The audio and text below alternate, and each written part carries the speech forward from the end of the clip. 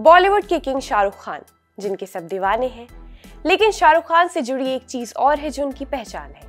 जी हाँ, मैं बात कर रही हूँ शाहरुख खान के बंगले मन्नत के बारे में, जो खूबसूरत तो है ही, लेकिन क्या आप जानते हैं शाहरुख खान का ये पसंदीदा घर पहले सलमान खान को ऑफर किया गया था।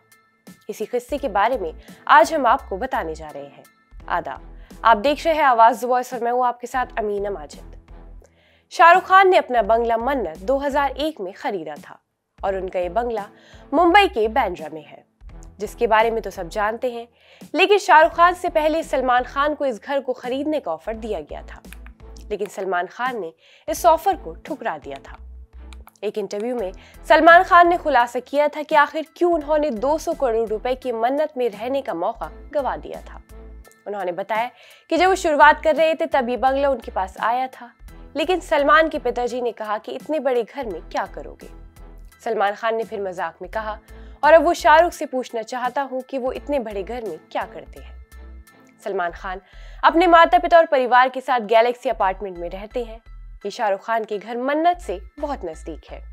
दोनों सुपरस्टार्स मुंबई में एक ही इलाके में रहते हैं और उनके बीच बहुत कम दूरी है। लेकिन हाल ही में खबर आई है कि शाहरुख खान अपने बंगले की जगह किराए के घर में शिफ्ट होने जा रहे हैं। ये कदम तब उठाया जा रहा है जब गौरी खान ने Maharashtra coastal zone management authority से मन्नत के रेनोवेशन की इजाजत मांगी थी। इस प्रस्ताव का मकसद 6 मंजिल एनेक्स में 2 और मंजिलें जोड़कर इसके निर्मित क्षेत्र को 616.02 वर्ग मीटर बढ़ाना है। मन्नत में मई में रेनोवेशन का काम शुरू होगा। इसमें बंगले के लंबे समय तक काम होने हैं, जिसके लिए कोर्ट की मंजूरी की जरूरत थी। क्योंकि मन्नत एक ग्रेड 3 हेरिटेज बिल्डिंग है, इसलिए किसी भी बदलाव के लिए उचित परमिट की जरूरत होती है। जैसे रेनोवेशन कुछ महीने में शुरू होगा, शाहरुख और उनका परिवार नए घर में शिफ्ट हो जाएंगे।